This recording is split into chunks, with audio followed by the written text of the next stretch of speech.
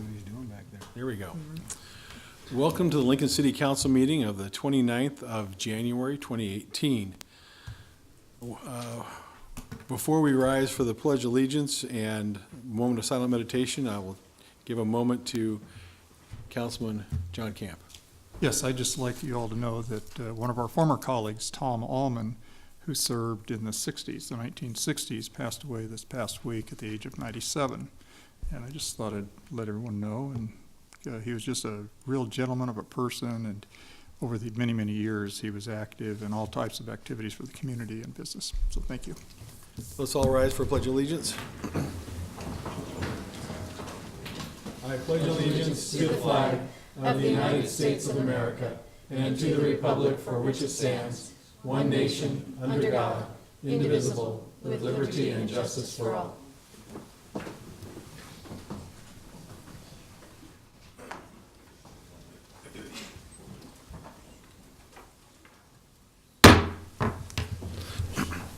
In accordance with LB 898, a copy of the Open Meetings Act is posted at the rear of the chamber. The order of business of the City Council is as follows.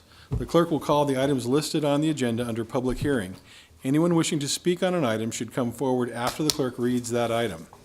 The applicant and those in favor should speak first, then those opposed. The applicant may then make one short rebuttal. Each speaker should begin by stating name, address, and whether you are speaking in favor or in opposition to the item. Testimony is limited to 5 minutes per speaker. After all public hearings, the council will vote on resolutions listed and items listed under third reading. On the second and last meetings of the month, like tonight, immediately prior to adjournment, anyone may speak on any issue not on the agenda for that date, nor planned for a future agenda. I'd also like to mention that because of our cancellation of city council meetings last week, the agenda has been altered, and we are not going to be having the hearing on open harvest this evening. So if you are here for that, we apologize, but the storm really made it so we needed to change our plans. And so we will have the hearing on open harvest next week. Will the clerk please call the first item? Yes, our first item of business is our public hearing consent agenda, items 1 through 17. Would anyone like to testify on any of these items? Next item, please. All right, if not, we can vote on these items. Items 1 through 3 were introduced by Raybold. So moved. Second. Moved by Jane, seconded by Carl. Discussion? Please call the roll.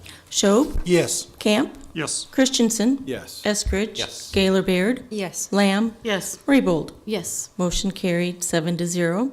Items 4 and 7 through 14 were introduced by Schob. So moved. Second. Moved by Benny, seconded by Jane. Discussion? Please call the roll. Schob, Yes. Camp, Yes. Yes. Christensen, Eskridge. Yes. Gaylor Baird, Yes. Lamb, Yes. Raybold. Yes. Motion carried 7-0. Next then are public hearing liquor resolutions. Those giving testimony are asked to come forward, raise their right hand for the clerk to administer the oath. After the oath, witnesses shall state their names and addresses. We just have the one item, the manager application of Amy Etchen for 13 Low Enterprises LLC, doing business as Lucky's Lounge and Grill at 1101 West Bond Street. Hi, Amy. Hi. Raise your right hand. Do you solemnly swear or affirm the testimony you're about to give is the truth as you verily believe it to be? I do. Thank you. Just state your name and address. Amy Etchen, 7301 Willow Avenue. Ms. Etchins, please tell us about your manager application. I applied for the manager's application. Mark asked me to because he was having troubles getting his liquor license. I've worked at Lucky's for 11 years as the bar manager. I am there every day from 9 to 2, and then I work a couple nights a week as well. Questions? Thank you very much. Would anyone else like to testify on this item? Okay, that's all we have for you. Okay, do I sign that? Please do. Would anyone else like to testify on this item? Okay, next item. That's the end of Can we vote on this? Mr. Chair, I'd move approval. Second. Moved by John, seconded by Cindy. Discussion. Please call the roll. Schob, Yes. Camp, Yes. Christensen. Yes. Eskridge. Yes. Gaylor Baird. Yes. Lamb. Yes. Raybold. Yes. Motion carried 7-0. And just a reminder, we do request those giving testimony to please clearly state your name and address and to sign in on the sign-in sheet laying on the podium. Next are public hearing resolutions. Item 19 is approving Bodega's Alley as a Keno satellite at 1418 O Street.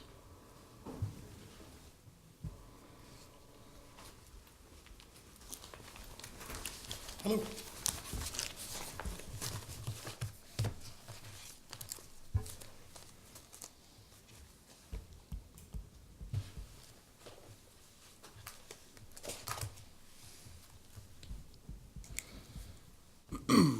My name is Ryan Detlison. I am the owner of Bodegas. My address 811 South 38th Street Court. Okay, tell us about your application as a Keno satellite. I'm just looking to add Keno for some additional revenue downtown. Okay, questions? Okay, thank you, sir. You bet. Would anyone else like to testify on this item?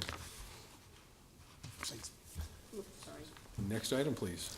All right, next is item 20, accepting the report of new and pending claims against the city and approving disposition of claims set forth for the period of December 1st through the 31st, 2017.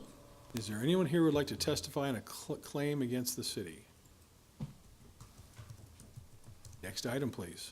All right, next is item 21, approving an operating agreement between the city on behalf of the Parks and Rec Department and Friends of Woods Tennis Incorporated, governing the ongoing operation of the new Woods Tennis Center facility for a 10-year term. Is there anyone here who is going to speak on this item? Come forward, please. I thought I recognized you sitting there. I'm Kevin Heim. I'm the Executive Director at Woods Tennis Center. And just wanted to speak, obviously, on behalf of hopefully approval of this agreement. We've had a great agreement with the city. For those that aren't aware, we've ourselves, the Friends of Woods Tennis, and our predecessor have operated the tennis center since approximately 1984. We've been a nonprofit now since 2009, and the agreement to operate as a nonprofit with the city took place in 2010. It's been a great partnership. It's been wonderful to work with the City Parks Department, and for those that aren't aware, we had the capital campaign and built a new indoor facility.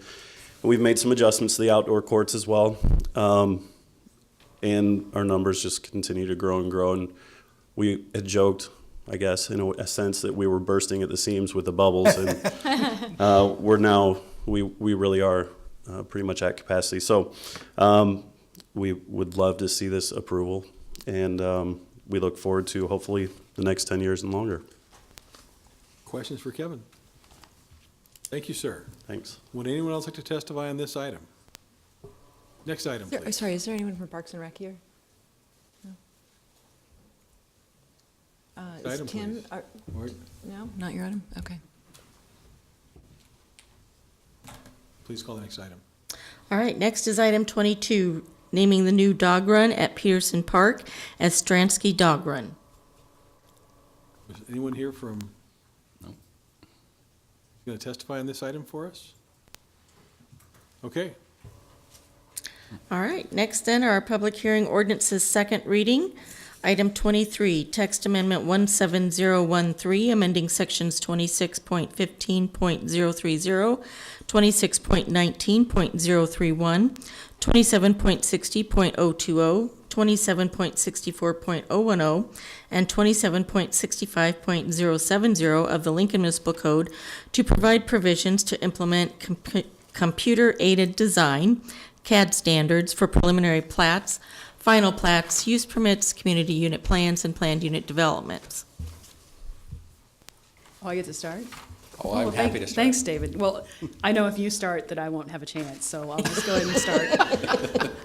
PM Dingman, Lancaster County Engineer. And so what Mr. Young and I are bringing forward tonight is something that we've worked on for a long time that I'm super excited about, and I know the commissioners always make fun of me when I say I'm excited about nerdy engineering things, but what this interlocal agreement does is it creates, for both the city and the county, CAD layering standards, and electronic submittals for plats. So what happens is somebody submits a plat, and they submit it in a PDF form, and then we have a technician at the county that goes in and redraws the entire plat. Turns out there's a technician at the city that does the same thing to make sure that it's right. And then there's another nuance at the city that with EO drawings, the consultant does the EO drawings, and then there's a technician at the city that, once they're approved, redraws them all to get them electronically into the system because they are submitted in PDF form. So this interlocal modernizes all that, but not only does it do that, because we will now be getting electronic drawings, we are able to check them much more quickly because we can simply overlay them in the system, and it saves about 75% of the time. So, and then there's another step to it. So the way the old system was laid out with non-electronic submittals of drawings, people in county engineering drew up those plats, people in public works drew up those plats, and then the plat is filed at the assessor's office, and guess what? Somebody draws up that plat again to make sure it's right.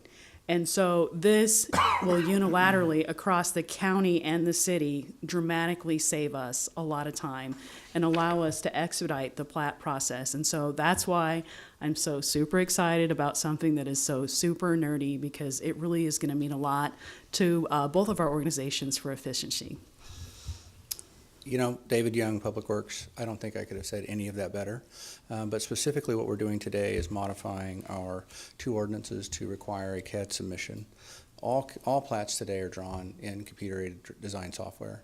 What we have done, partnering with the county, is to create one standard, which the county and city will both use for plan review, subdivision plats, and final plats. Very simply, this is our first step into this realm. Our next step will be construction plans for the city and county using the same design standards. That way, when the county or city road joins up, we don't have to redraw anything. We agree basically to the same language in the software. Those standards are available to download for the public in MicroStation, AutoCAD, and in the ArcGIS format. So we are very excited about this. It's taken a lot of work to get here. It has. Questions? Lyrian?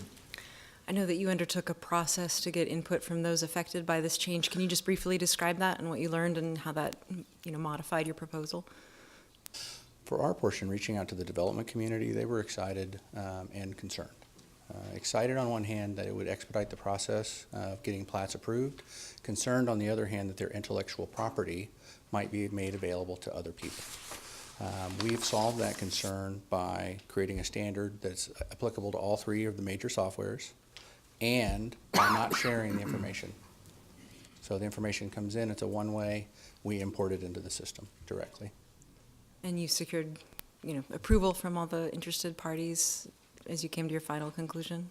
Okay. We got a 9-0 vote at Planning Commission and 7-0 at the county board? 5-0. 5-0, excuse me, 5-0. thank you. Thank you. Seems like there are 7 of them. Yes.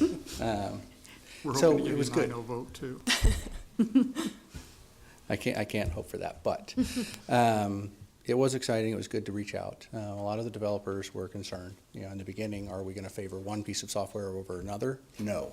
Will they have to go in and do significant work to change their software?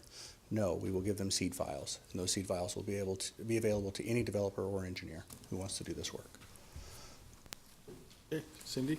Yeah, thank you. So it looked like 3 layers of review, and every layer of review also had redrawing. Any idea how many man-hours, how much money that might save? Our expectation is we will take a 14 business day process down to 1 business day in Public Works. And I have an example, if you'd like to see why that is Yeah. specifically. Thank you. On the monitor, as soon as it comes up here, There we go. this is what we would receive as part of the process. We would receive a subdivision plat. In here, we would manually redraw all of these lines and notations, manually, a technician. Furthermore, we would interpret, which you can't read the size of this, it's so small. This is usually an 11.5 by 17 sheet of paper. All of these different surveyor notes to make the pin corners line up. This creates a lot of human error, and that's the reason we needed the three-party checking system. But it's 2017, 2018, we all use the same software now. By agreeing with the county engineer that we'll just use one standard, that eliminated all the work. Literally, you can import these things just like converting a Word document to an Excel document. And that's the software we have available to us. Okay, Thank you. thank you. Anything else? Would anyone else like to testify on this item? Next item, please. All right, next is item 24, change of zone 17036, application of Lincoln Federal Bank Corp., care of Leo Shoemaker, for a change of zone from AG Agricultural to R3 Residential on property generally located at South 33rd Street and Wilderness Hills Boulevard. Is there someone here to testify on this item? Okay. Next item, please. All right, next is item 25, amending section 25.06.220, examination and registration fee of the Lincoln Municipal Code to decrease the examination fees for master mechanical contractor and journeyman mechanical technician. Hey there, Chad Blahan, Building and Safety Department. This item is before you to decrease fees that the city charges for licensing of the mechanical contractors and journeyman mechanical contractors. The reason for this is our company that we do or adopt our codes from, the International Code Council, has no longer provides local jurisdictions for paper copy examinations. They're required to do it electronically.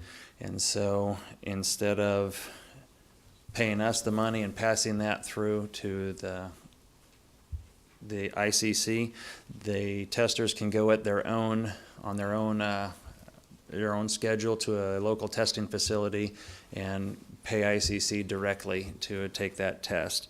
And so we still have $400 examination fee for the contractors that covers the city's time in administering the other three components of the testing process for the contractors, and then the single testing process that is left for the journeyman. The journeyman exam is being reduced from $100 to $50. So it looks like we're saving them money. We're not actually saving them money. It's just not passing through the city. And we didn't have a choice in this. That's was ICC's decision, and it will result in some convenience factor for the customers and less time involved for city staff as well. So, Okay, any questions? Thank you, sir. Would anyone else like to testify on this item? Next item, please. All right, next I'll call items 26 through 28. They are approving the City Center redevelopment agreement between the city and City Center Lincoln LLC relating to the redevelopment of properties generally located on Block 34, bounded by 9th and 10th Streets and P and Q Streets, and adjacent rights-of-way in downtown Lincoln. Amending the fiscal year 17-18 CIP to authorize and appropriate $15 million in TIF funds for the City Center project, and authorizing the issuance of tax allocation bonds for the City Center redevelopment project.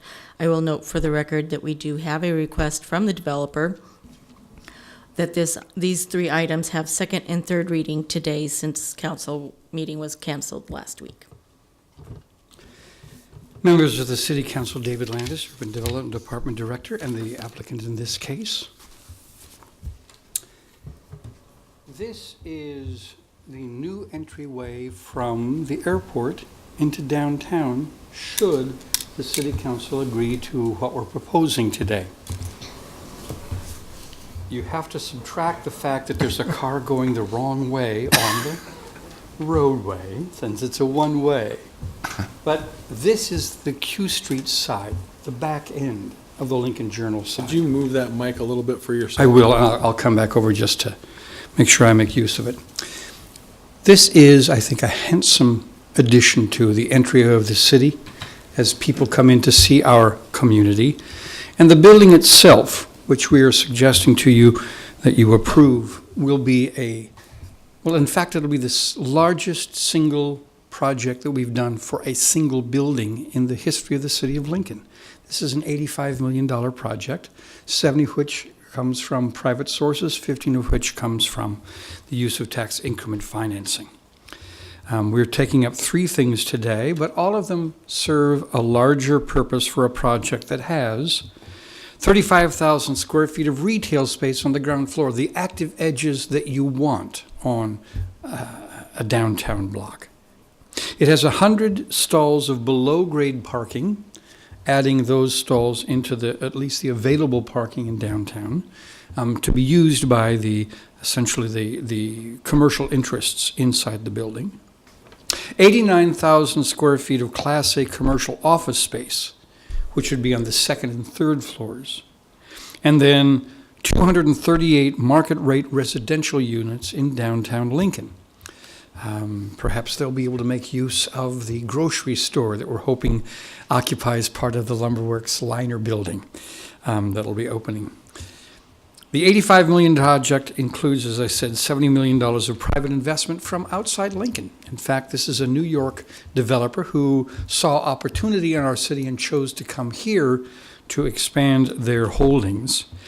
We've reviewed it for its compliance with the downtown master plan, the Lincoln Center redevelopment plan, and the comprehensive plan, as has the Planning Commission, who voted unanimously in favor of the project. What it does is it creates a major multi-use, active-edged retail and residential mixed-use project. It completes 2 block faces of the P Street retail streetscape. And by the way, since we have in fact invested in the P Street streetscape, we've had a development at Aspen, we've had a development at the Federal Credit Union, we've had a development at 1222 P Street, we've had a development at the Kindler Hotel, and now we have this development on this block. In other words, the P Street project has been a magnet for private sector investment in downtown, and this is the largest of those investments. It also completes the design workshop design on the north side of the street, and adds what we have always hoped to happen to link Antelope Valley to the Haymarket. It activates Q Street. In fact, this will be the front door for a number of those residential units. It facilitates reduced crossing distances for pedestrians at 9th and 10th Streets and P and Q Streets. This is also part of the downtown master plan, as anybody who tries to cross those streets today knows they're very broad, fast-moving. So these will have bump outs on both sides of 9th Street and 10th Street to allow pedestrians to have a quicker access across the road. This has been part of our 2005 master plan ever since, and we will achieve it with this project. This is the Q Street side. This is the P Street side, to get a size of how large this project is. This is the corner of the P Street side, and this is essentially a night shot, or an evening shot of what the project is like. The developer is here, ready to express their sensibilities, although they tell us that, in fact, one of the reasons that they wish for this to be handled expeditiously is the desire to proceed towards those steps that are necessary to start construction. But those include moving the Lincoln Journal-Star from where it is to another location, and that'll take a period of time. So the faster that those things can be done, the more expeditiously the developer can move on to the project itself and construction. What questions can I answer for you? Questions? John? And maybe these would be for the developer. You've talked about the 35,000 square feet of first floor retail. Maybe that should be for the developer or his representatives. Okay. On the relocation of the Journal-Star and then the bank on the 10th and P corner, how does those handle? Are there going to be The any bank subsidies? stays, and it's not part of the project area. The Lincoln Journal finds another home. They've been aware of this. They've negotiated the contract under which this is to be done. They have a window of opportunity to find a new home. Up until now, it's been somewhat hush-hush, and we're not party to that. I'm not sure what the developer can tell you if you do intend to ask them. It is their desire, I believe, to continue to be in the downtown area. That's as much as I know about the relocation process. So will the Journal Star handle its own relocation expenses? They're not part of the TIF agreement. And I'm not sure what the arrangement is, if it's in the purchase price or part of the arrangement between the developer and the seller. But what you have is, you have a seller who's leaving the property. It's not like where we ask somebody to leave, they don't want to leave, but because we are in the process of making them leave, that it doesn't trigger the kind of relocation costs that tenants have in buildings where we're buying it from the owner, and the tenants have to find a new place for their business. Other questions? Cindy? Thank you. Can you tell us what the planned uses are for the TIF financing? Yes, and in the event, you've got a copy of the agreement in front of you. I do. You would look at Exhibit B1. And it's in an order. The first one, as always, is the cost of issuance, and then the city's administrative fee. And then site acquisition to the tune of $6.2 million. Site preparation, that's usually demolition and getting the building down to the land that you want. Streetscape public improvements at $1.3 million, and these include creating the walkways and spaces that we have here. It includes the P Street design on the Embassy Suites side of the block, and also the work that's done on the streets for the bump outs. So that's in the streetscape plan. Facade enhancements, there will be a high-quality exterior facade, energy enhancements, and capitalized interest. That comes to $14 million. Okay, Lorraine? My question was similar, but I wasn't so sure that there were set expectations about what streetscape improvements we could expect to see. You've listed the types, but could you be more specific about what will be done in the first phase, and if there's money left over, what will be done? Can you elaborate? If you open the agreement to page 13, you'll find something in which we've basically described the streetscapes that we want. What we did was to describe the elements of the design workshop P Street design, and we wrote them into the agreement. And the developer will be responsible for those elements. Now, we've put a number here, but the obligation to perform is, I think, contained in perhaps 13 through 17. And what you find there is a description of what we expect and what they commit to building, no matter what the cost is, although we recite the cost in the TIF agreement itself.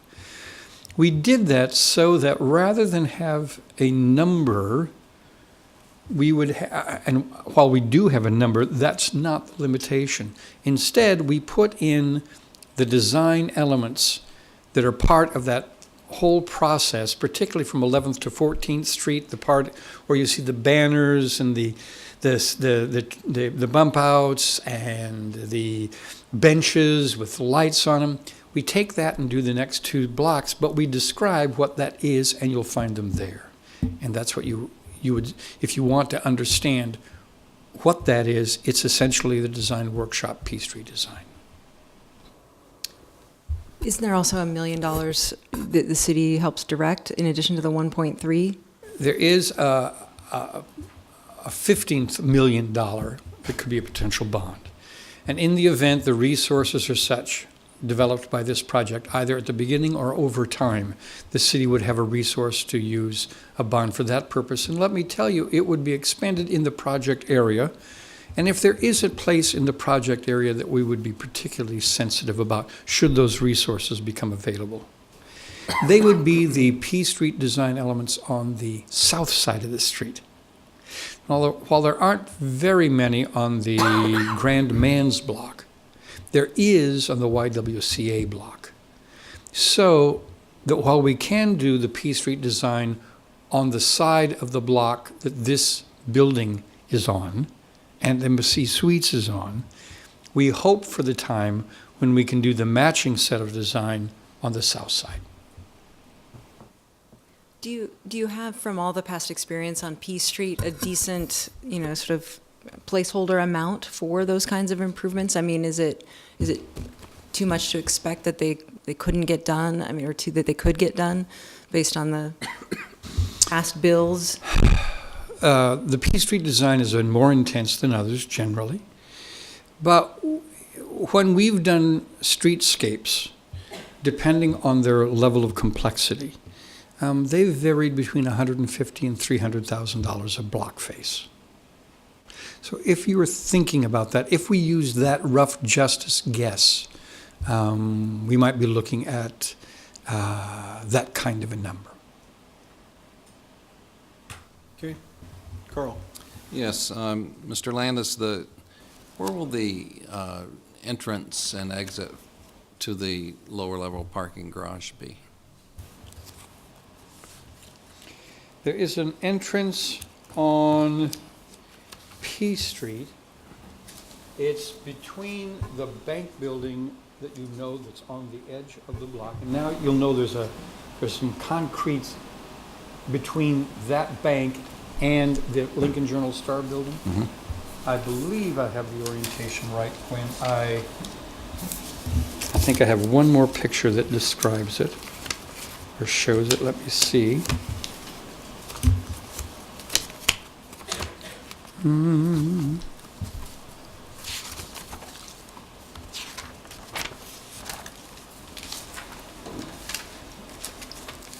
Here's Hallie. There we are. And here, if you see these wall faces here, they show the entry point that goes down to that location. And is the exit from the same location?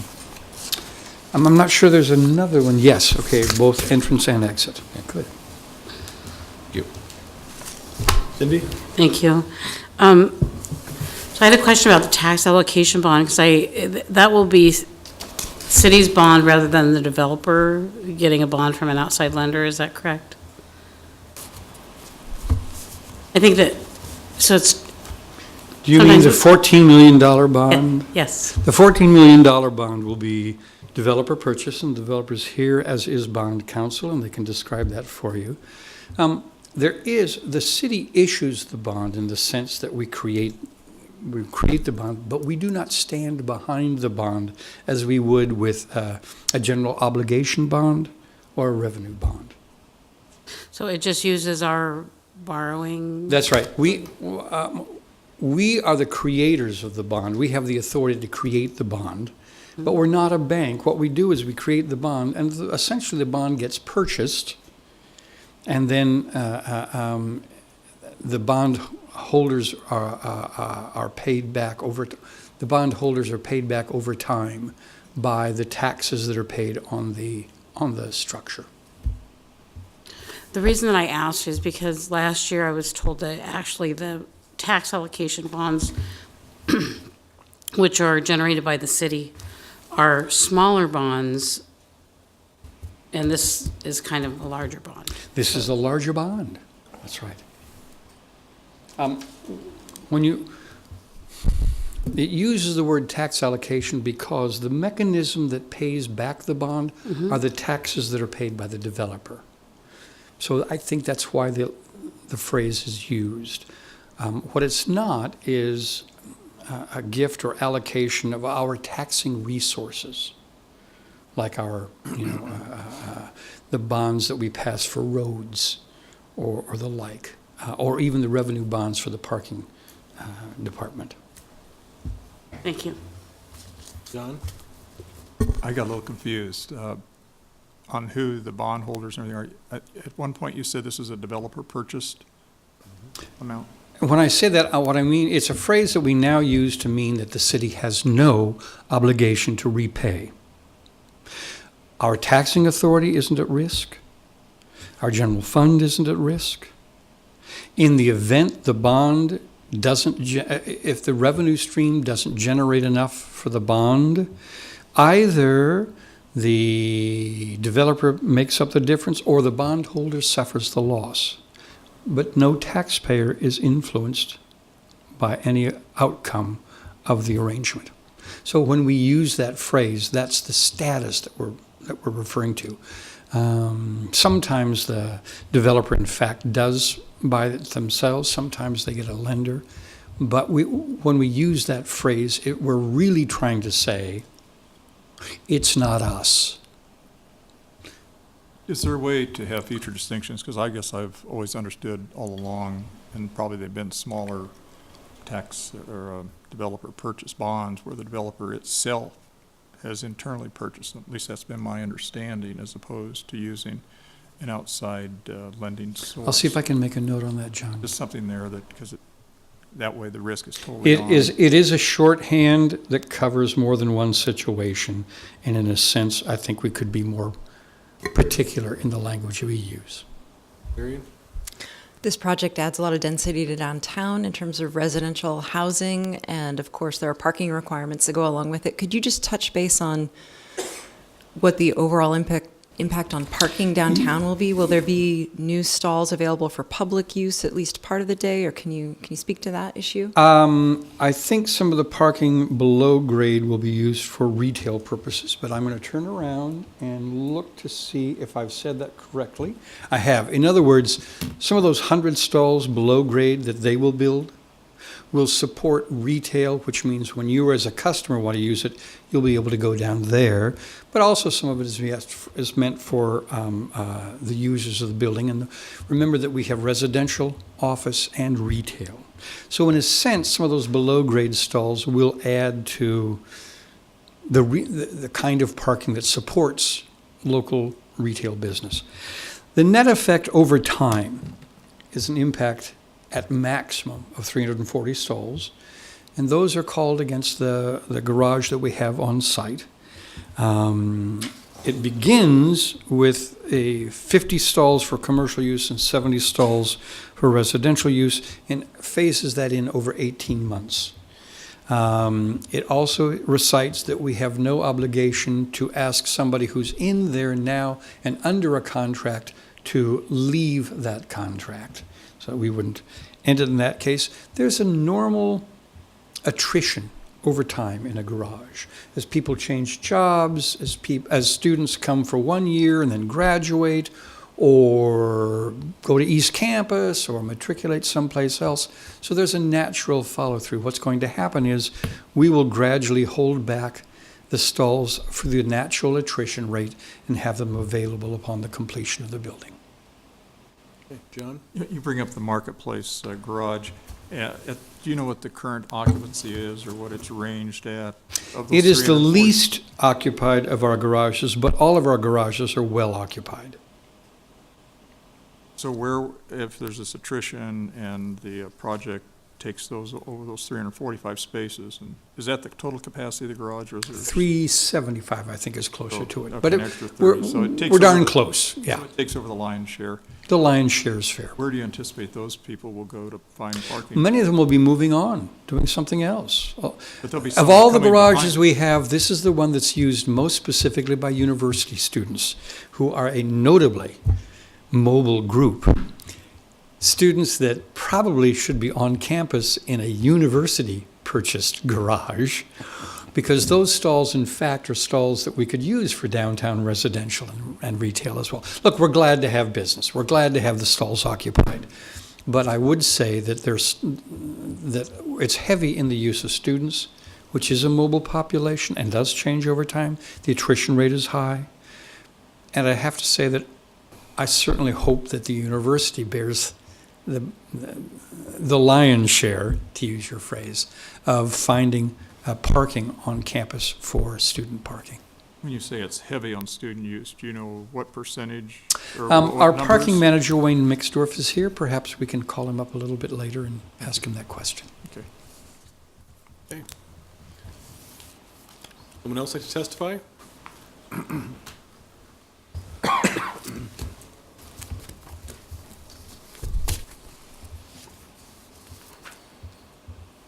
Yeah, Mr. Chair, members of the council, my name is Tom Houston. My address is 233 South 13th Street here in Lincoln. Appearing before you today on behalf of City Center Lincoln. I apologize that my client couldn't be here tonight because of the travel arrangements last week. They couldn't make the plans for 2 Mondays consecutively. A little bit about the developer first. City Center Lincoln was formed by Newman Development Group, which is based in Binghamton, New York, in upstate New York, up near Ithaca. So one of the first questions I had for them when they called me is, why Lincoln? What brings you to Lincoln, Nebraska?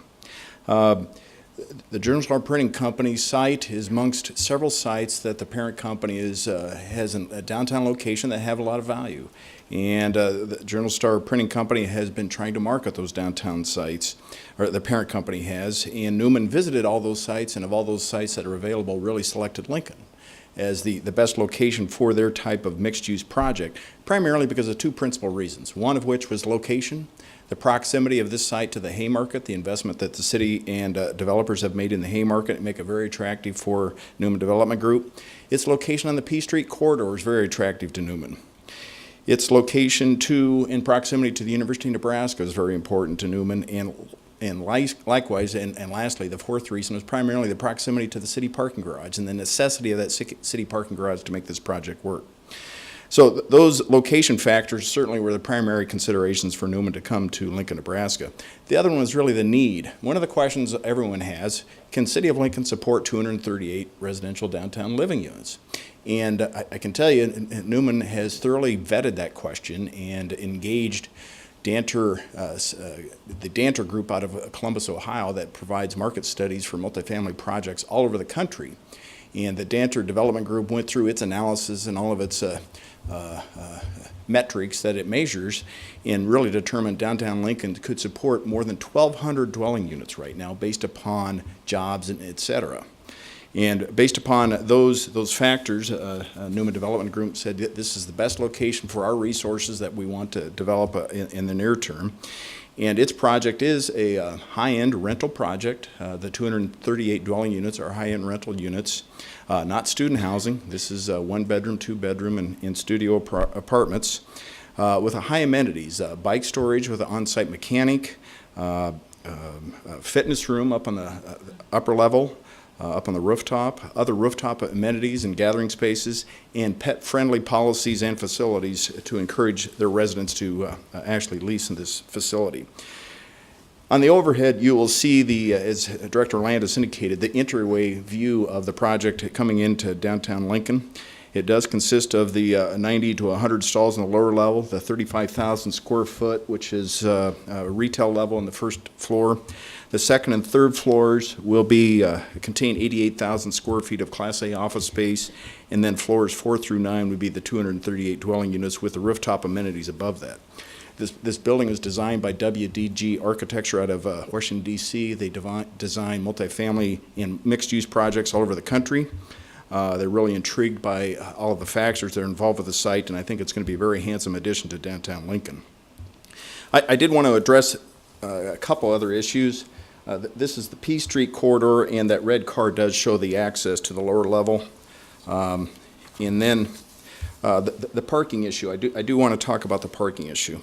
The north side of P Street right now, you may be aware, has diagonal parking. The developer has faced the tough choice on whether to retain that diagonal parking or convert it to parallel parking and expand that sidewalk availability and that sidewalk space to create more outdoor dining areas. And that was ultimately the determination by the developer. It'd rather reduce it. I think it's going from approximately 14 parking stalls right now to approximately 8. There'll be a loss of 5 to 6 based upon the preliminary design, but that is outweighed by the addition to 90 to 100 stalls in the lower level. And the developer really determined that the outdoor additional opportunities for the dining space would trump that issue. The parking garage, the marketplace garage, is what I put on the overhead is really the phase-in schedule, and that's really tied directly to the anticipated lease-up of the residential units. 238 dwelling units. There's obviously not all units would be leased on day one. And it's anticipated that over an 18-month time period, that schedule would permit not only the developer to lease the stalls available for its residents, but also assist the city and the parking management management of the parking garage to tie that attrition to the lease-up of the dwelling units themselves. I also wanted to mention the tax increment financing. This redevelopment agreement does authorize a $15 million tax increment financing component, $14 million really devoted to the redeveloper purposes of the project, and then as a note B, $1 million for the city. And just so you know how we came up with that number, the $14 million is really tied to a pretty conservative estimate. The investment is over $85 million in this facility, but the tax increment financing component, based upon our projections, the current conservative projections, we tie that $14 million to a $68 million valuation. And that's the reason that we actually tie a note B in there, because we know that that appreciation will occur, that value will occur over a period of time, and perhaps provide additional debt service on the note B to be retained by the city. Director Landis is correct. The uses are typical for a downtown project: site acquisition, asbestos remediation, a site demolition, or a big component. Additional component includes the facade. If you look at the exhibit, when we were negotiating, and one of the things I wanted to mention, we were in front of you back in May with a redevelopment plan, and it's taken us until this point to really get through all of the details necessary that really brought this project to the finish line. And ultimately, there's approximately of that $1.32 million amount devoted for streetscape and intersection improvements, $800,000 is what we consider to be the on block, the P Street, the Q Street, the 9th Street on the block on the adjacent sides of the building. Other than that, the developers can be writing us check to the city for other components, and the city can do those additional improvements, including the west side of 9th Street at its own time schedule. In addition to those uses, we also envision energy enhancements. The building is going to be very energy efficient, and then we do have the capitalized interest component.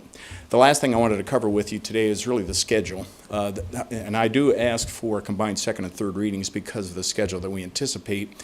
Under the community development law, you may be aware that there's 30-day remonstrance or a waiting period, that once that period is passed, a redevelopment agreement authorizes the issuance of the tax increment financing note. And that's what we would like to be able to achieve, to have that remonstrance period expire on or about March 1.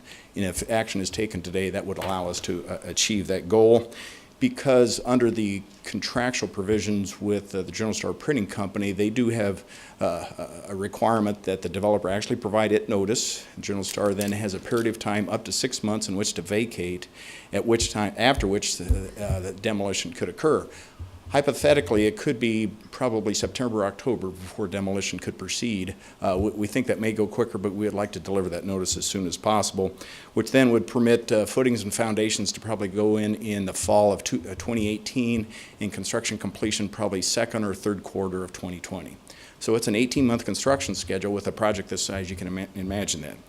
So again, I would renew my request for a combination of second and third reading, and request your support for this redevelopment and the other items on your agenda for this project. Questions? John? Mr. Houston, you mentioned that then the developers' representatives aren't here, so may I ask my questions of you? Sure. Okay. I'll see if I can answer them. Oh, I'm sure you can.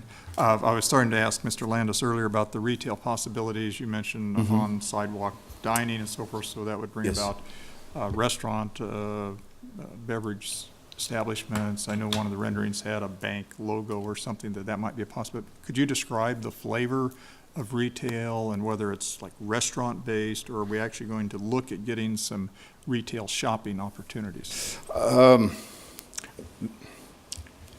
If we had 238 units leased up above, I think we're going to have much higher interest in the retail. But right now, I can tell you that the primary interest is from a bank.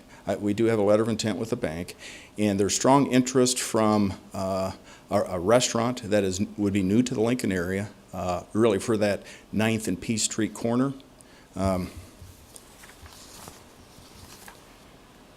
They really liked that drawing, but that is the type of retail tenants that we're looking at. But keep in mind, 35,000 square feet isn't all that much, because that first floor does have the vestibule and lobby area for the residential areas that leads on the Q Street side, and then there's a vestibule lobby area on the P Street side for the commercial areas.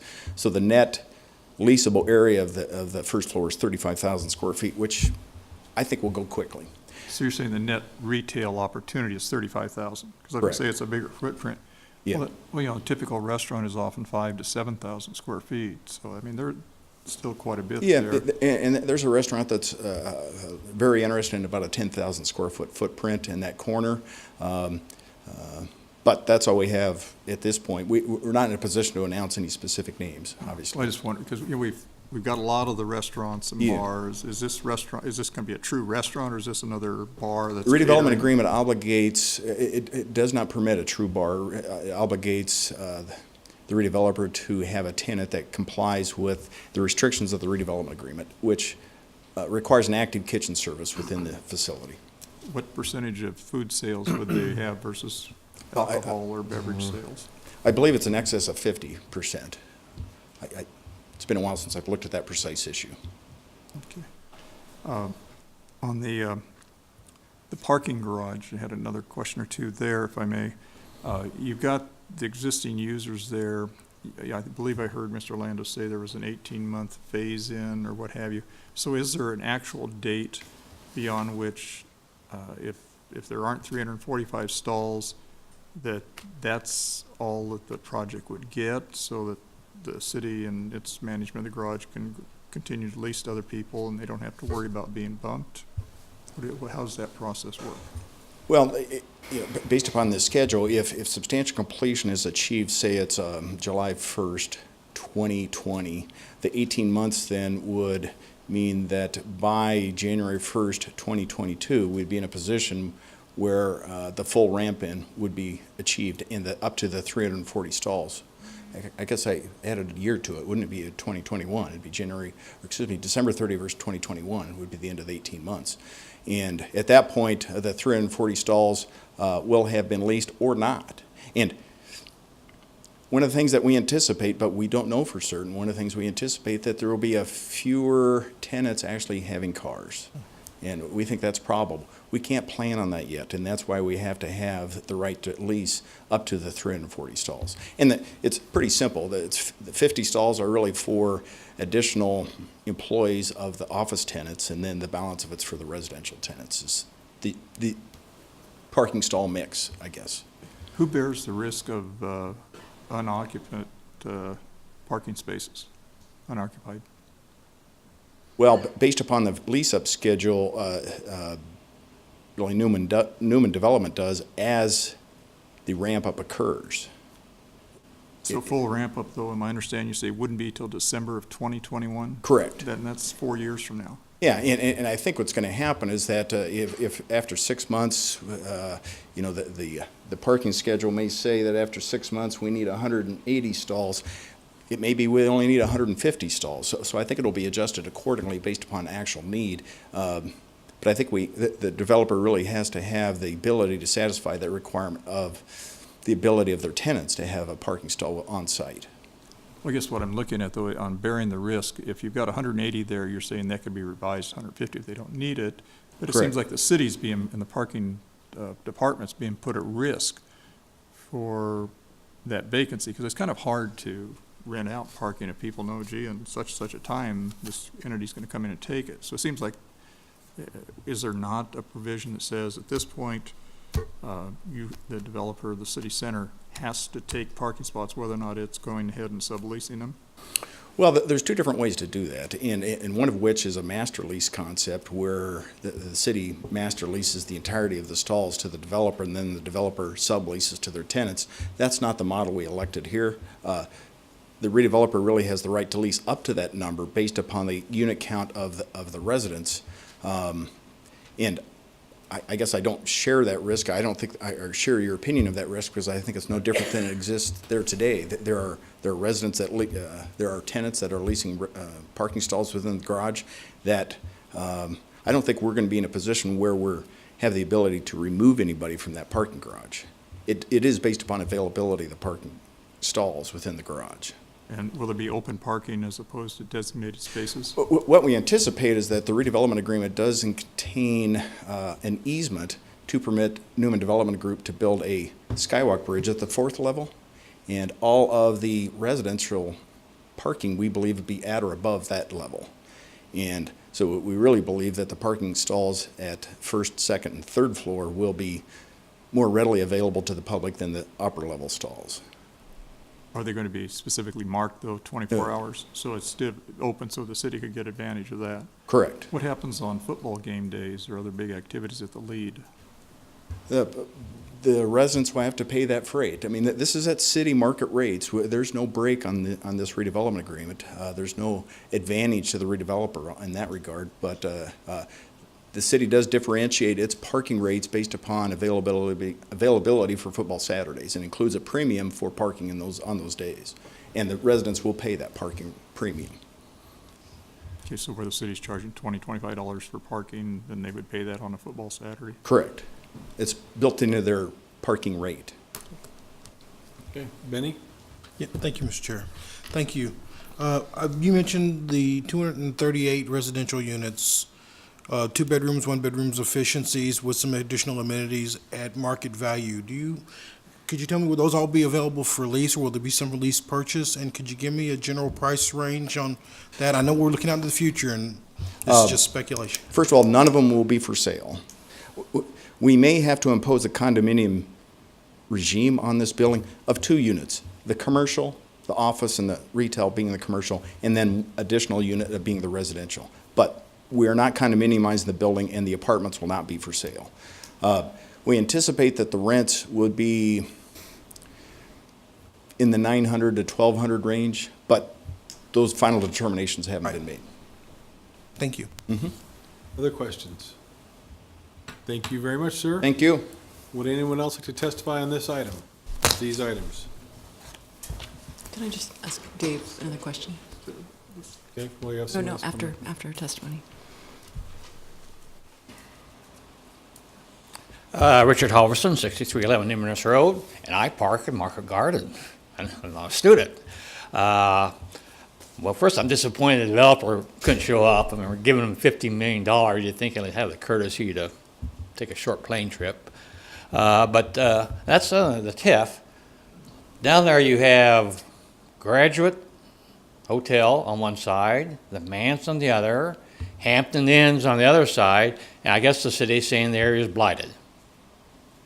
Kind of a high-class blight, I guess, if you want to say it that. But again, my main concern is the Marketplace garage. In New York City, I don't think if a developer went to the city and said, I basically want you to almost give me 340 spaces, they would probably get a chuckle. And I say, it's true they're saying not giving, well, we're renting, but still, when you think about the cost it's going to take to build a garage, you're basically giving it to them. The Marketplace garage has 385 spaces. According to the parking deal, 305 of them are currently leased. So already you're faced with a shortfall. You're going to have to, I'm going to say, I don't think all those people are moving on, to tell you the truth. So I think you're going to be short, a couple hundred spaces there. And that basically leaves no space at all for citizen use. If everything's leased, you won't be able to park there as a citizen. And I know some are leased now, because when I go to the Y, I use it, and I walk past like this $200,000 Audi about every night. I'm like, oh, okay, so he must be from the Manse. It's leased. And I think I talked to parking and said, well, maybe we might build an extension over Q Street, expand the garage that way. But I thought, well, for one thing, that's not been the public talk so far about, we've been talking about building a garage, but we haven't got the specifics. Again, if we do that, that means the parkers who park in Lincoln are subsidizing an out-of-state developer.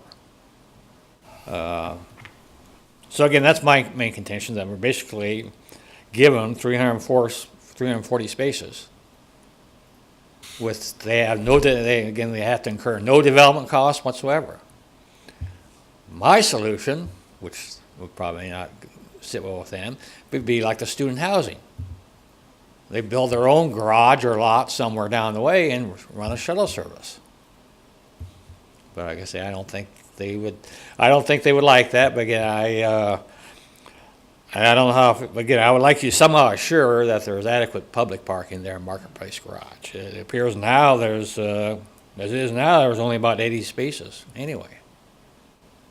Which appears to be sufficient, because very seldom is full, except in, like I say, maybe state tournament comes to town. But so usually it appears to be sufficient, but I'm afraid that's going to shrink to basically zero.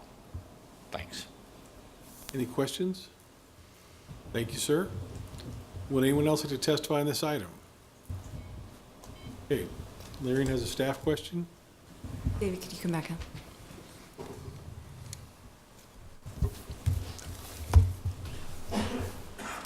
This is really just a process question for your department when it comes to these TIF projects, and this is a major allocation of tax increment financing. To what extent do you have a say in how some of the, the preferences that the city may have for first floor retail operations? Clearly, it's a market-driven proposition, but we have a lot of cafes, we have a lot of banks.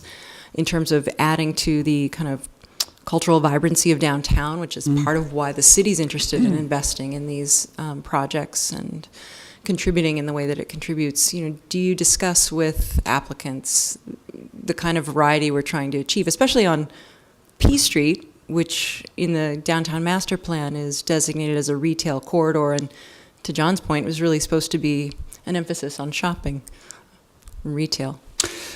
To the extent that it winds up in a redevelopment agreement, it doesn't work from the positive under normal circumstances. It works on the negative as to what we don't want to have be there for retail. And we say there are kinds of uses that we don't support and that we don't want them as part of the project, and the developer agrees. There is some conversation about that, but I'd have to say that it's hard to direct and insist on rules when the market doesn't follow what you want. And in fact, I think you find the difficulty that we've all just recently had with respect to the public market. And, we've tried to make that work, and it hasn't worked well, and we need to make some adjustment. But there, we did try to say, we have a vision for this, you have a vision for this, and we're going to stick in a redevelopment agreement. Now, what do you do when it's empty? Well, you've got an agreement that says you need to swim upstream, and no matter what the market does, you're obligated to swim upstream. I think it is a disappointment for most everyone that the return of soft goods shops and unique boutique shops has not been as forthcoming as we would all like. I think many of us would have liked to have seen the return of soft goods in the retail opportunities in the Haymarket in a way that it hasn't done. There are some soft good stores along the P Street corridor and the like, but what it hasn't engendered yet is a wide, a street like, I visit Madison quite commonly, and there's a street called State Street. It is small shop after small shop after small shop. And when you subtract the bong shops from everything else, there's record stores and CD stores and clothing stores and apparel and the like. And that's, I think, what we would most like to have happen. But if the market isn't going to come, you can't write a redevelopment agreement that will make them come. And if they won't come, then I don't think you want them to build portions of their building that sit empty. So we're caught, I think, in that way. The best thing that we do, I think, is to create the kind of fabric and connectivity so that if it was to begin, you'd have a canvas for that to be carried out. And to that extent, I think the P Street design has done that. But that's about where we are in the mix. We do not tell people what they have to put. We do tell them what they can't put. Thank you. Okay. John. I'd like both Mr. Landis and Mr. Mixdorf. And Mr. Landis, following up on what my colleague was just asking, as I look around, for example, we now, I believe under our downtown standards, require there be retail on first floor other than parking occupancy. Our actual phrase would be active edges. And what we mean by that are offices or shops that open to the street, that have transparency with visibility so that there is a constant sense of movement and observation.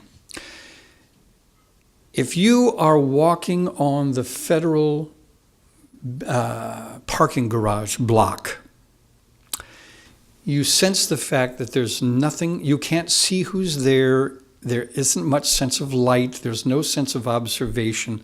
There's no reason that compels you to walk down that block. And psychologically, what it does is it says, turn around, go get your car and drive this, because there's no reason to go on. But if there's a shop or a restaurant or a bar or something active, if you're being observed by people, if you're going to run into other pedestrians, you feel safe. This is the Jane Jacobs eyes on the street idea. And so while we say retail, what we're really talking about when we dig just a little deeper is that we're looking for active edges, whether it's retail or services of some kind or shops. And that's what we mean when we say retail.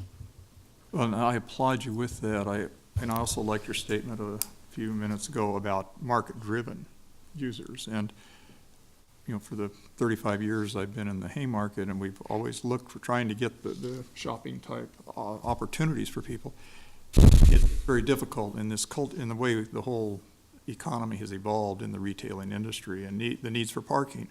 And so as we look at this, and I look at Latitude, for example, the student housing project there, basically empty windows on the first floor. In fact, a lot of the windows are filled with cars parked there, pending a tenant.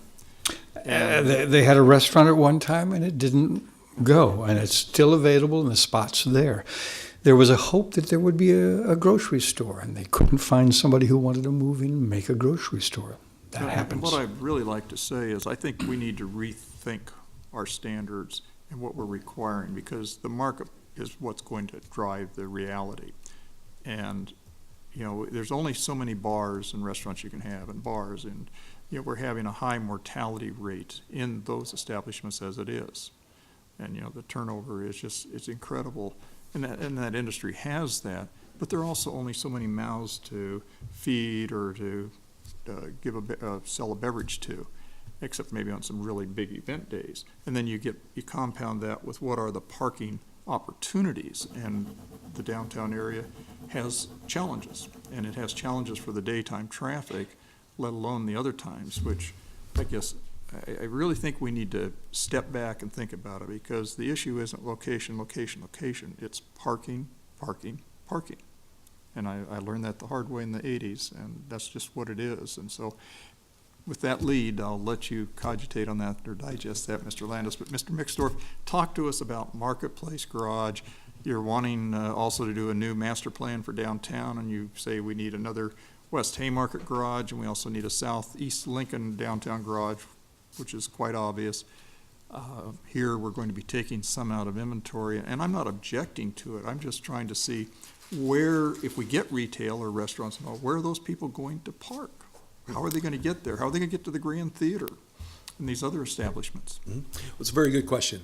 Wayne Mixdorf, Parking Services. Excuse me, I apologize for my voice. I'm struggling a little bit today. We have had, as Mr. Houston mentioned, we've had about a year to anticipate and develop a plan for moving forward with Marketplace Garage. We have a number of people parking there currently with monthly contracts. 305 is an accurate number. The gentleman spoke earlier, called Parking Services today to confirm that. But many of those folks are with some of our larger downtown employers. And we've begun the discussions with them about redistributing those folks as construction begins, because that'll be uncomfortable for some. And then further, as the building comes online and occupancy of the dwelling units begins.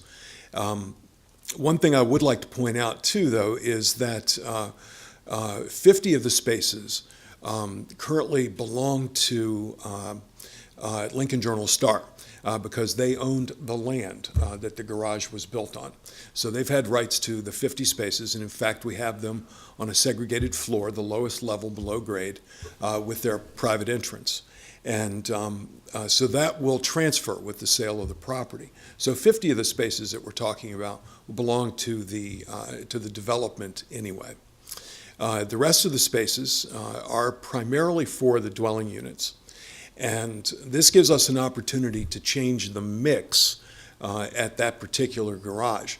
As we've discovered with University Square, for example, many of the people that have parking spaces there that live in University Towers are not there during the day, which gives us the opportunity to have significant transient parking sales, particularly during the lunch hour. It also gives us the opportunity to maximize what we would call our oversell in that particular facility. So we not only have a 409 space garage, but we're able to oversell that by 15% on a given month, because we have an idea of the way in which people that are parking there are using the facility. Same thing we anticipate here at Market. Many of the people that will be parking in this garage will be parking evening, nights, weekends, which are the times when this garage is underutilized. We will be able to continue to meet the transient demand that's given to us by the university, and in fact we'll expand that because we will have greater capacity during the day. Right now, 305 people have monthly parking rights at that garage. All 305 of those folks park 8 to 5, Monday through Friday, because they are all downtown employees. So that will change. It will give us a different mix, and we think that ultimately that will be very beneficial to us. Now, in terms of moving the 305 folks that are currently parking there away from this garage over time, as I said before, we've begun talking to our larger downtown employers that have employees parking in this garage. They're open to moving to other facilities.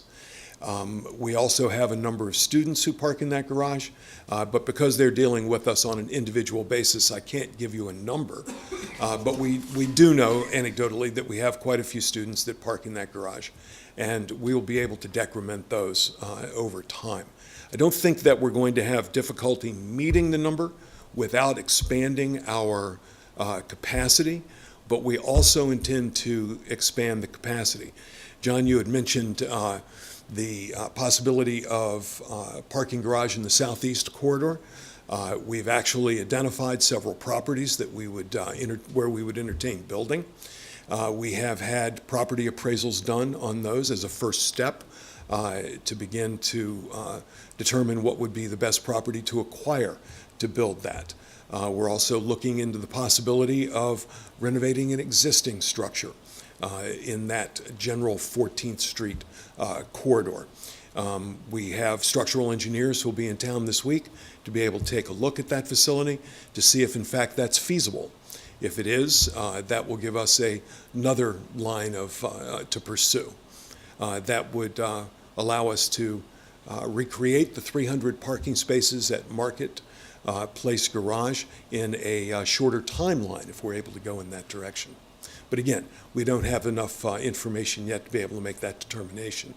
Is that one you're looking at renovating? That wouldn't create any net parking spots, would it? No, it would not, but it would bring parking spaces that are currently underutilized into the city control, and we would be able to maximize those in a way that they are currently not, that the current owner is not able to do because of the condition of the structure.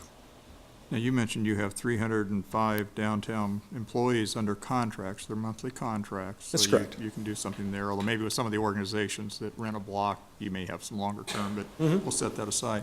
Mr. Landis said, though, that there was a predominance of student parking, and so the university ought to provide for them elsewhere. We do have... Sounds like 305 out of 385 are... Well, at the risk of contradicting my boss, we do have quite a few students that park at that garage. It is a minority number of them that are monthly parkers. Primarily, the university students that park there are transient parkers, and we don't anticipate losing them over time. This garage will continue to be open for transient parking at all times. Now, on the university parking garage, you have agreements there with the adjacent condominiums where they have assigned parking 24 hours a day. And I thought I heard you say a moment ago that you've now found ways to free that up during the day. Did I understand you? During the day, not during the overnight hours. Overnight hours, the residents are back. Not all residents are gone during the day, but we are able to maximize the transient opportunities at that garage. You taking signs down then? No, sir, we haven't. So how does a parker come in? Because I've known several people have been towed, unfortunately. People do get towed. No, the monthly parking opportunities there, the signed spaces, they have for University Towers, they remain open at all times. Those are paid for 24 hours a day, 7 days a week. There are other customers in there that have signed parking where we've been able to expand their parking, for example. Federal education is one, and we've been able to park more of their employees in the same number of spaces because they have the signed areas as well. They do. They have signed spaces as well. They have 100 signed spaces, or 55 for them, and we've been able to park a greater number than 55 in those spaces. Again, it's because we began working with them, determining when their employees are actually working. Now, will you have any signed spaces in Market Garage? No. That was, the signed spaces in University Place are based on an agreement from a number of years ago, and we've, over time, discovered that that was not the best agreement we could have made. So we will not be assigning individual spaces in any of the garages again. Okay. Not in that fashion. Except for those 50 underground that you have spaces chained off. They have the rights to those, yes, sir. Now, you also did on some of the Arena Way parking there on some of those garages, you do have chained off areas too, though. So those would be dedicated 24 By hours. redevelopment agreement, there are some segregated areas in those garages, that's correct. They are paying a premium for those spaces. Speaking of payment, that was my last area, is what, we talk about market rates here. You've got football Saturdays and everything, so under current rate schedules, if I'm living in city center, what would I pay to have that, including football days, because I don't want to move my car? Well, market rate currently at that garage is $65 a month. By the time the garage, the development actually opens, I anticipate that being higher rate.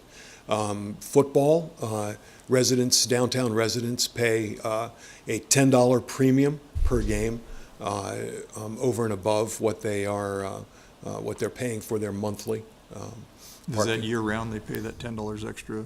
It's only during football. Most people come in and write us a check at the beginning of football season, and that covers them for the season. We then put a stamp on their proximity card that identifies them as monthly parkers. There are other agreements in other garages, in the JPA garages, that dictate a different pricing method, but by and large, people are paying something on the order of $85 a month as a premium rate for reserve parking.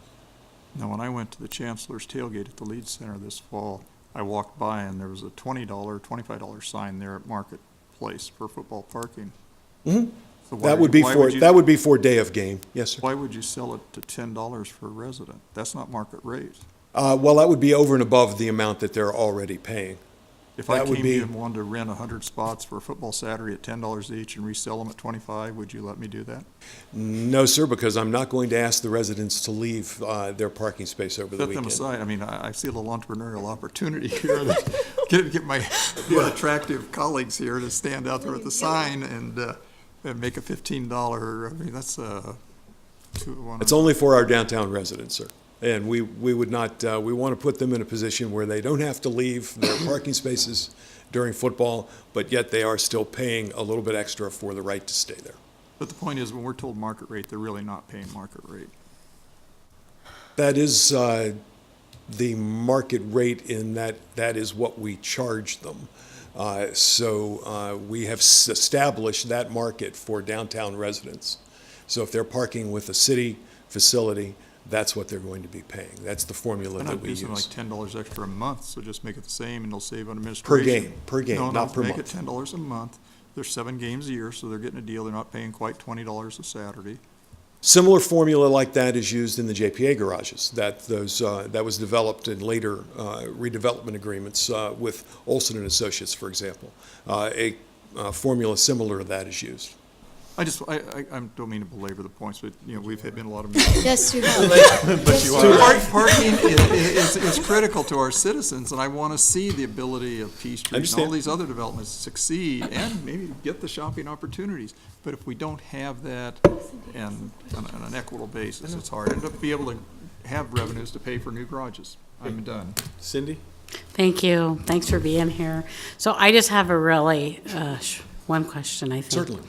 So there was some conversation about attrition of parkers, and you had indicated that the students are largely transient parkers, and I understand that you don't necessarily have a count of that, but do you have an idea of how many new parking passes monthly passes are being issued on an annual basis? In other words, where you have some going out and some coming in? Correct. That, I can get that information for you. I don't have that at my fingertips. We have established a date of whenever the redevelopment agreement is signed, we would stop taking new parking customers, monthly parking customers at Marketplace Garage at that time. Right now, we do still take some.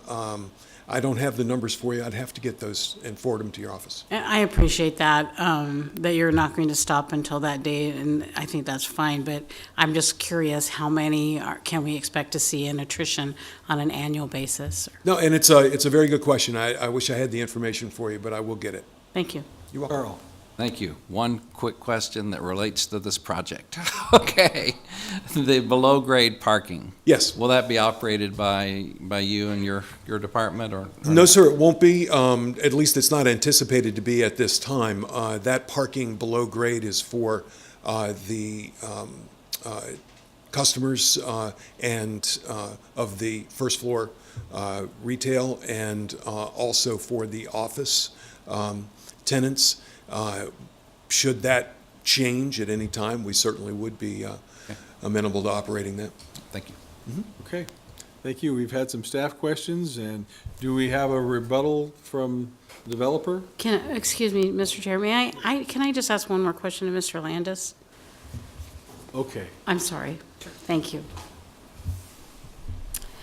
Hi, thanks for coming back up. You bet. I'm looking at one of the pages of the document, Exhibit B, which we referred to, and of the agreement, and it talks about the total available annual TIF generated over 14 years as 14 million, and I see that we're actually considering something for 15 million, and I'd just like you to explain the difference if you don't mind. Sure.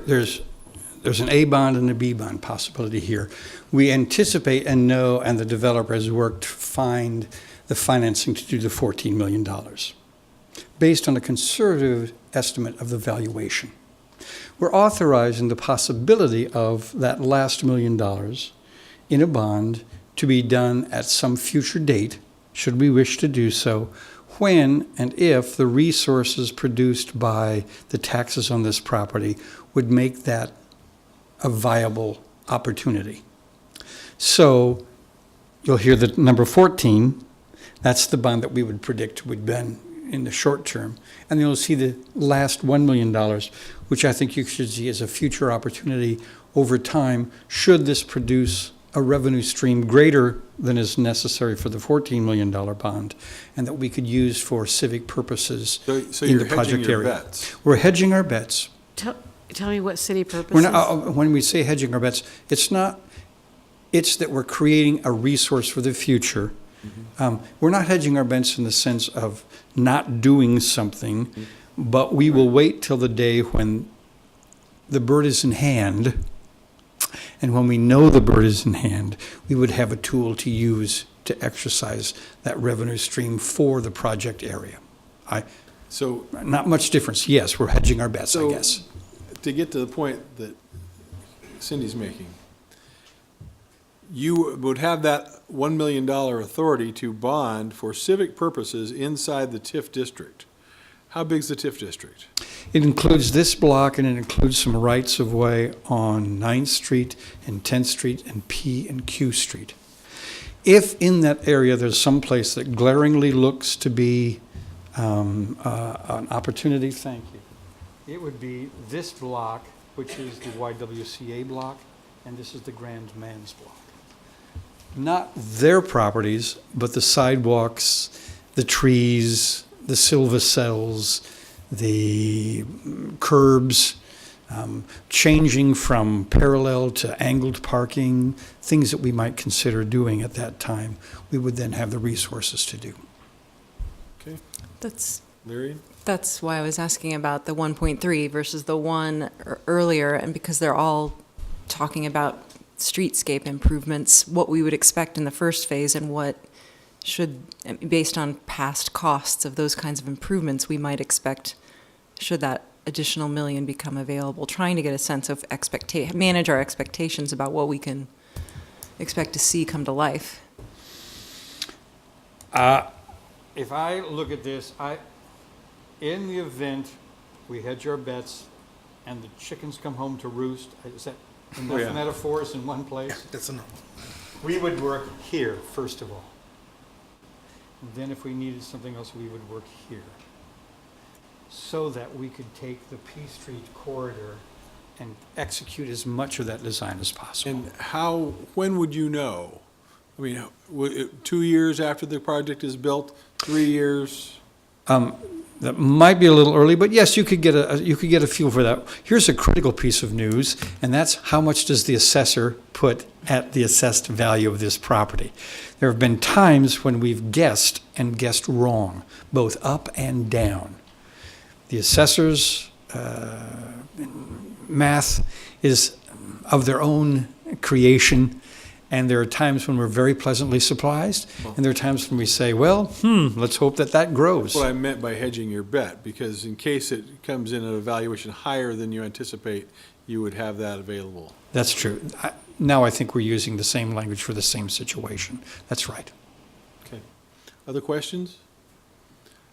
Thank you very much, Mr. Houston. I think I'll pass. Thank you, sir. Thank you. All right. Next item, please. All right, next I'll call items 29 through 32. Annexation 17007, annexing approximately 70.01 acres of property generally located at O and North 112th Streets, an annexation agreement for Dominion at Stevens Creek among the city, Louis Staraska, and James Buell regarding the city's annexation of property generally located at North 112th and O Street. Change of zone 17015, application for a change of zone from AG agricultural to R3 residential and O3 office park. And special permit 17022, application of Mark Hunziker from the Planning Commission's approval of a special permit to allow Dominion at Stevens Creek community unit plan for up to 433 residential dwelling units, including single-family units and townhome units with requested waivers on property at O and North 112th Streets.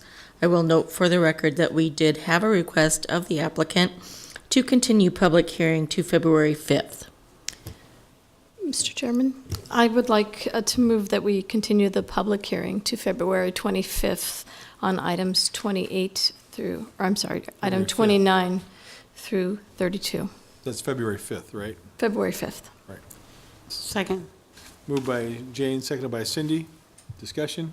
Do we want to see if anyone did come down to talk on this item first? Well, we'll vote on this, and then we'll ask if they want to talk about it. Please call the roll.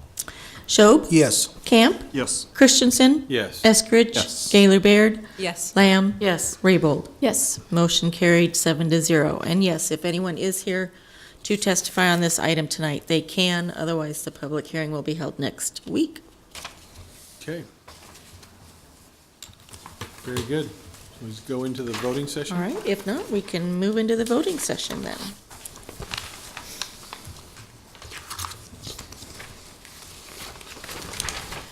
All right, item 19 is approving Bodegas Alley as a Keno satellite site at 1418 O Street, introduced by Raybold. So moved.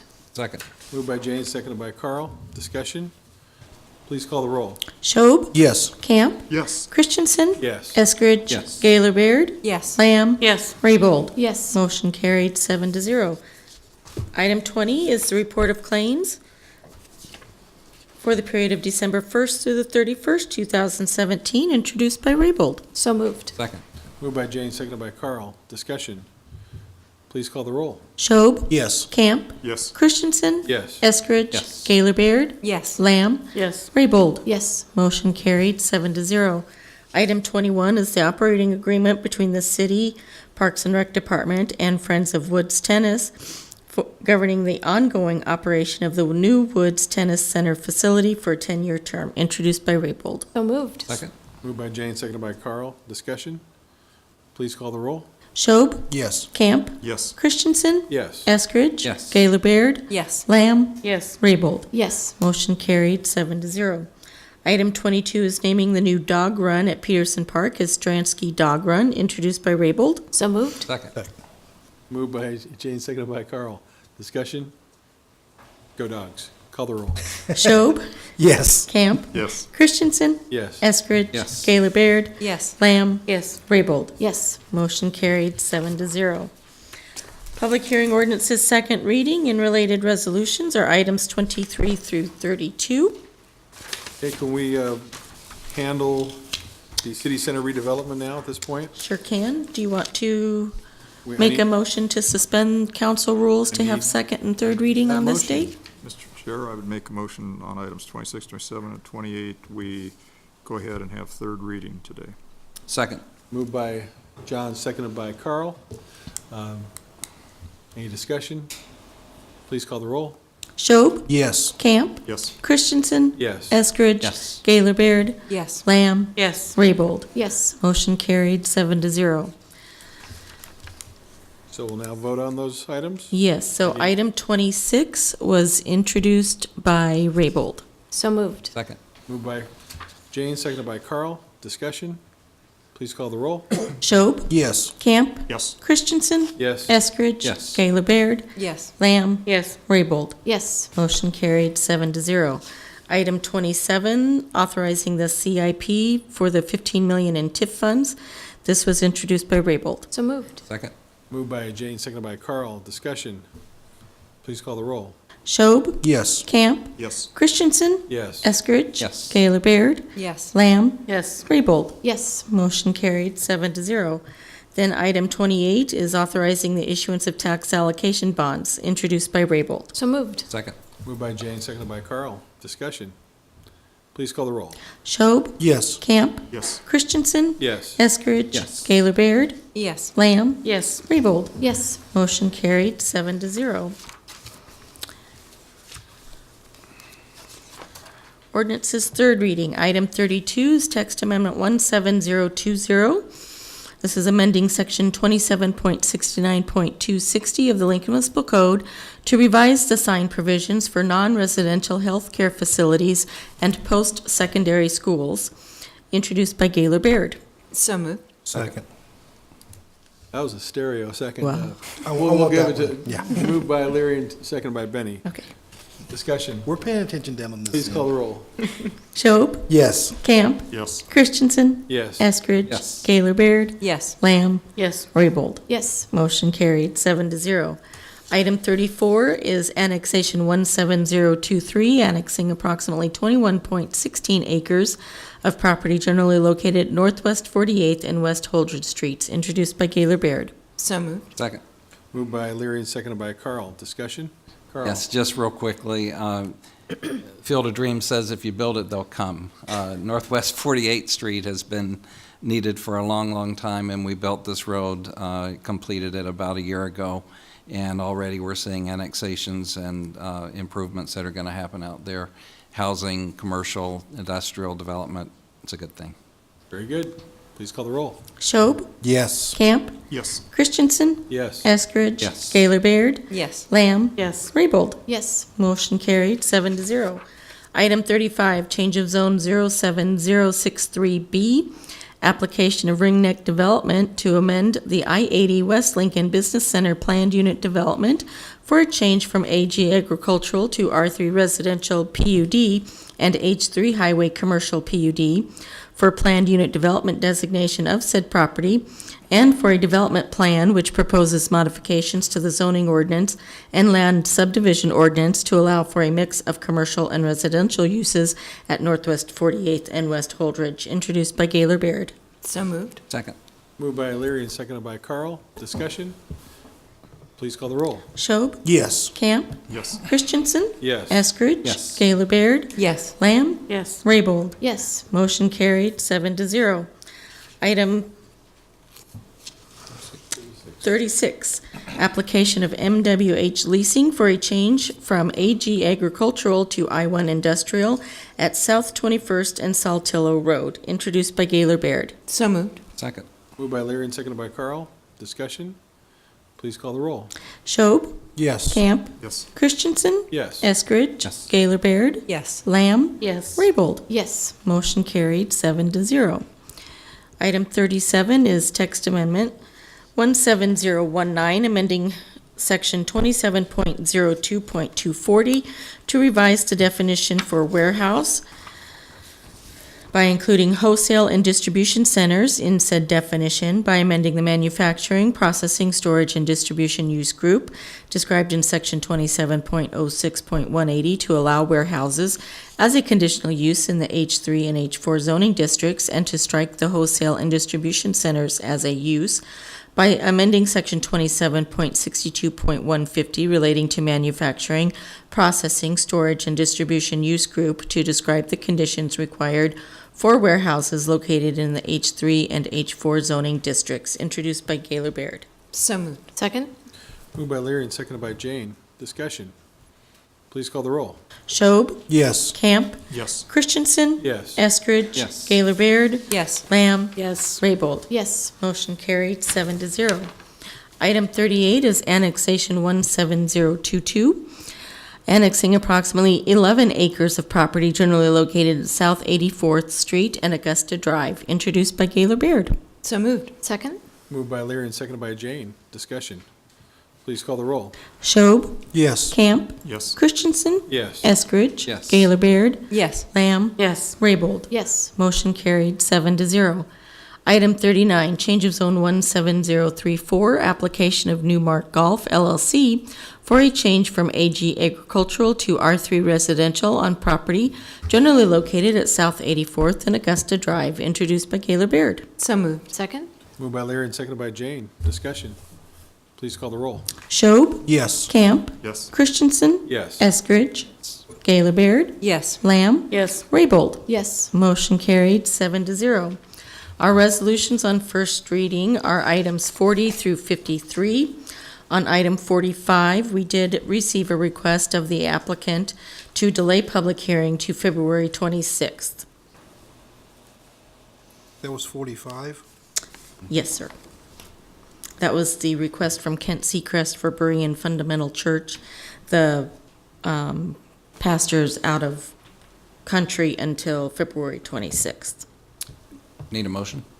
Yes, please. Okay, I'd move we delay item 45 for hearing until February 26th. Second? Moved by Carl, seconded by Jane. Please call the roll. Schob, Yes. Camp, Yes. Christensen, Yes. Eskridge. Yes. Gaylor Baird, Yes. Lamb. Yes. Raybold. Yes. Motion carried, 7-0. Ordinances first reading are items 54 through 64. Our pending list are items 65 through 70. Anyone wishing to address the council on a matter not on this agenda and not planned to appear on a future agenda may do so at the open microphone session, which tonight is one. Would anyone like to speak? Please come forward. Are you coming forward, sir? Public comment now? This is Yes. public comment. Yes, it is. Now,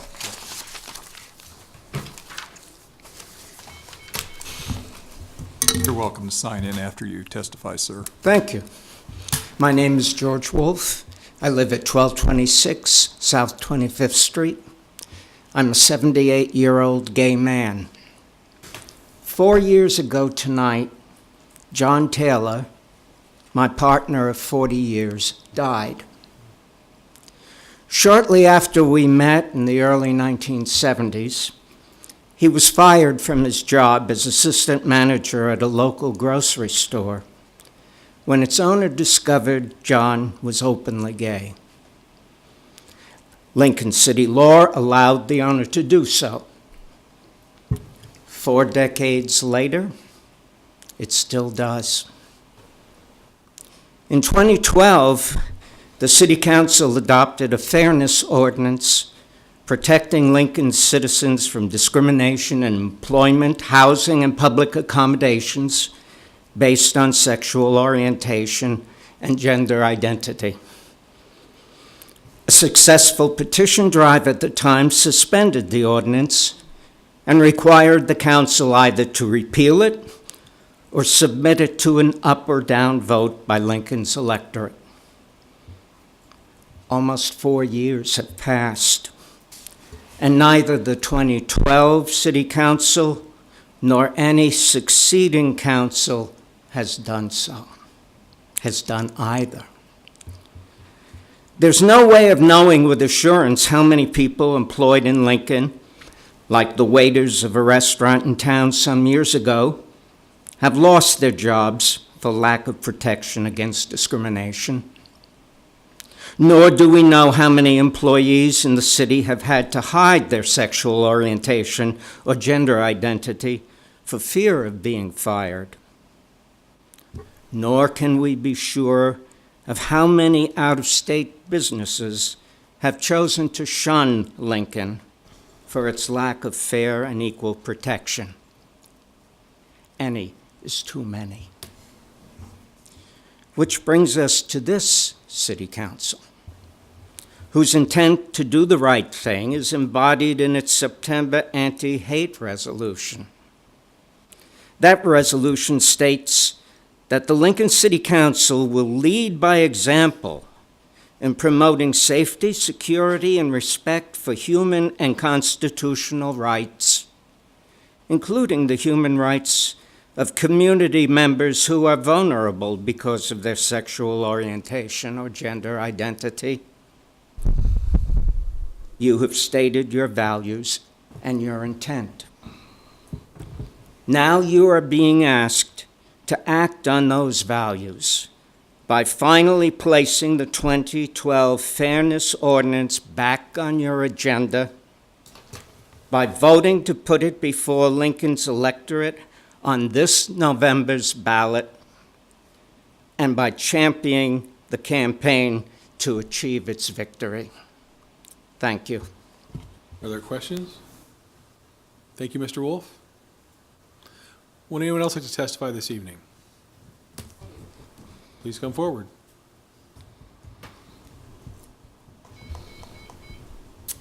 Thanks to all of you, the members of the City Council. Appreciate the opportunity to speak to you tonight. My name is Kathy Meier, and I was born here in Lincoln, Nebraska, and I was raised here in Lincoln, Nebraska, and I live here, 1625 Garfield. I'm a Lincolnite, but in my life, I have been fortunate enough to been able to travel a lot. So I've seen a lot of the world. I've been all over Nebraska. I've been all over the United States. I've been to several of Europe's great cities. I've been to Canada, Mexico, Jamaica, the Bahamas. I've really been lucky to be able to travel. But I guess you could say I've been from Stonehenge to Carhenge and every place in between. I lived in Tennessee for a while, tried another state, but I brought my family back to Nebraska. And I brought them back because I wanted them to grow up Midwestern. I wanted them to grow up with the same values that I grew up with.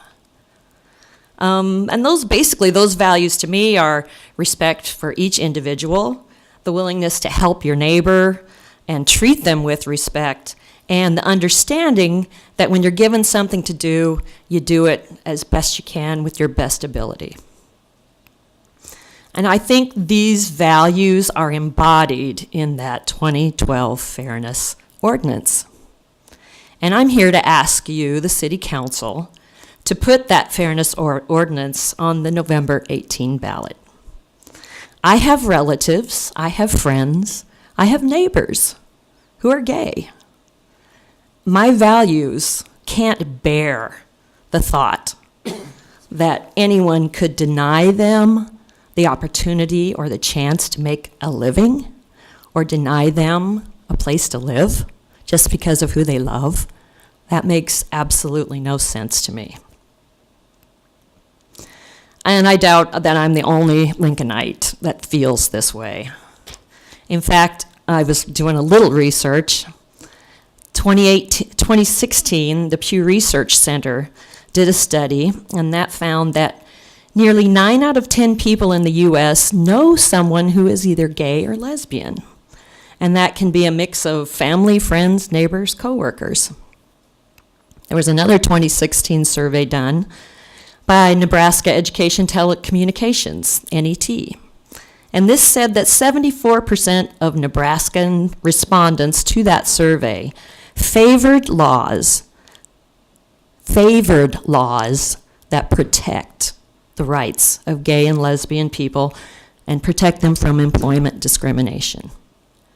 And I have copies of where I got this from. I don't have 7 copies, but I have several, and I know that Councilman Eskridge has maybe a link to it, and if you don't remember getting that link, I can resend it, or George can. So, this isn't just things I'm making up. This is real people who have been surveyed within the last couple years. So now I understand there's lots and lots of factors in making a decision such as this. I did the research, and I saw the petition drive that negated this ordinance. So I know there's a lot of passion in this issue. But I personally think 4 years is long enough for our families and our friends and our neighbors to wait for these protections. In 2014, the Human Rights Campaign found that Nebraska's LGBT respondents, they were reporting over 20% of them having experienced workplace discrimination. 1 minute. 42% reported that they had experienced harassment at the workplace. How can we tolerate this as a city, especially when you're trying to do magnificent things? There's only one way to find out what the city of Lincoln really feels about equality and tolerance, and that is to put this ordinance to a citywide vote. I know there's opposition that thinks the city doesn't even have the right to create such an ordinance, but let's have the debate, let's have the discussion. Let's pour a big bucket of water on the fire of ignorance and misinformation. Lincoln can't sit with the shadow over our heads as citizens and with a weight on our shoulders, weight on the shoulders of our LGBT community. As I told you in my opening remarks, I've seen a lot of the world, and Lincoln has just as much to offer as some of these beautiful cities of the world. It's a fantastic place for business and culture and sports and food and family, friends. I'm almost done. There is every reason to believe that it could continue to be prosperous, strategic, and make tremendous contributions to the well-being of our state and our region. So let's put an end to this lingering doubt about our ability to embrace and protect all of our citizens. There was a recent death of a young woman, Heather Heyer, who was marching for tolerance in Charlottesville, Virginia last summer. We owe it to her memory and to ourselves to stand up now and work to pass this ordinance in our own backyard. Thank you very much. Thank you, Ms. Lohmeyer. Are there questions? Thank you. Would anyone else like to speak this evening? Please come forward.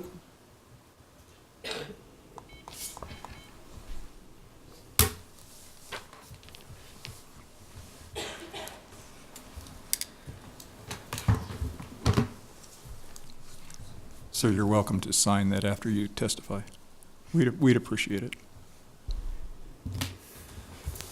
I may be the guy you've been looking for since 1730 local time today. Chairman Christensen, members of the council, for the record, Gary Aldridge, ALDRIDGE, 7112 South 45, 68516. Ash trees are a natural resource, so I'm told. Emerald ash borer, not so much, so I'm told. I'll come back to that. I'm an elected member of the Board of Directors, Lower Platte South Natural Resources District. I speak here only for myself. Belmont Elementary School, 18 January 2018. An open house to provide information and collect or solicit comments from citizens, taxpayers, the owners, on a comprehensive watershed master plan. Some attending, Lincoln City staff, Lower Platte South staff, Councilman Eskridge and Schob, County Engineer Dingman, County Commissioner Brinkman, 5 Lower Platte South directors. I was one of those 5. The participation of all was helpful. Lower Platte South is pieces and parts of Butler, Saunders, Seward, Otoe, Cass, and Lancaster County. 10 subdivisions, each with 2 elected. That's 20. 1 at-large member. Total elected board, 21 members. Each of you is in a sub-district. Sub 1, 2, 3, and 4 are the donut around Lincoln. Larry Ruth and I are the 2 elected for Sub 4, east of Lincoln, south of Lincoln, and southeast of Lincoln. Excuse me. The NRD board handles business through committees. A committee will recommend action to the board. I serve on recreation, forestry, and wildlife. I was seated in January 2017. At that time, the FY17 budget had been approved. Now I'm going to shift gears. LB 71 was introduced in calendar year 2017 by Pansing Brooks. LB 71 appropriates funds for certain tree recovery issues. The target is emerald ash borer, EAB. The City of Lincoln has an interest in EAB. LB 71 had a hearing in the Natural Resources Committee. Now back to the Lower Platte South. Committees began constructing a budget for FY 2018 in May 2017. The proposed budget for rec, forestry, and wildlife had a program described as, quote, monitor tree mortality due to insects such as emerald ash borer. For FY 2018, that budget figure was 0. The budget figure for FY 19, 20, 21, and 22 is 0. I challenge that lack of funds by asking, is EAB not a concern or a valid activity for an NRD? The FY18 budget was tentatively approved in July with $0 for EAB. I was a smidge unhappy with that action. The FY18 budget resolution came to the board in August 2017 for final approval. I made a motion to amend by adding resources as needed for EAB survey and eradication. 1 minute. This was only for activity on land owned or controlled in some manner by Lower Platte South NRD. My motion to amend was ruled out of order. That ruling, I think, was incorrect. The final FY18 budget was approved, 16 yes, 1 no. The no vote was by Aldridge. My purpose to modify by adding funds was to tell the city and the owners Lower Platte South has skin in the game. If EAB is the disaster some predict, and EAB causes a die-off of ash trees, ownership does not matter. It seems to me we are all in this together. It seems now others thought otherwise. Thank you. Are questions for Mr. Eldridge? Thank you. Does anyone else like to testify this evening? Mr. Chair, seeing no one coming forward, I would move for adjournment. Second? Moved by John, seconded by Jane. Please call the roll. Schob, Yes. Camp, Yes. Christensen, Yes. Eskridge, Yes. Gaylor Baird, Yes. Lamb, Yes. Raybold. Yes. Motion carried, 7-0. We're adjourned.